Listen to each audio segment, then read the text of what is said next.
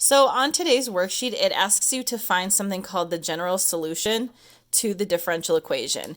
And without going through this too much, just look at the answers and hopefully it will remind you that you have to do the antiderivative, because when you look at the answer key, it says it's going to be y equals something. So that's a clue that you are going to have to do the antiderivative.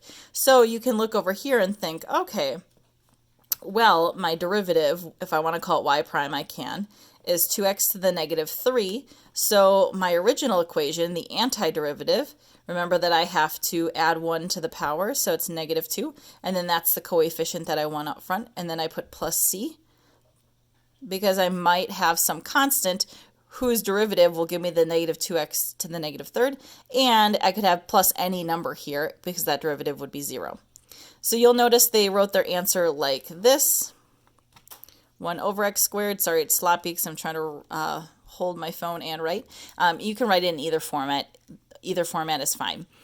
Something that comes up on today's worksheet is when you have the differential dy over the differential dx equal to 1 over x. A lot of people want to treat this like x to the negative 1 and undo the power rule. But remember, you have to add 1 to the power. So negative 3 plus 1 was negative 2. What happens when I add 1 to this? I get 0. So is this x to the 0, which is really 1? And I'm trying to take the derivative of, or antiderivative of 1, so I just get x. Is x's derivative really 1 over x? No, it's not. So be careful. When the power is negative 1, don't proceed with power rule undoing. This is a natural log antiderivative. So this is just the equation y equals natural log of x, because the derivative of natural log is 1 over x. So today's worksheet kind of mixes all that in for you to practice.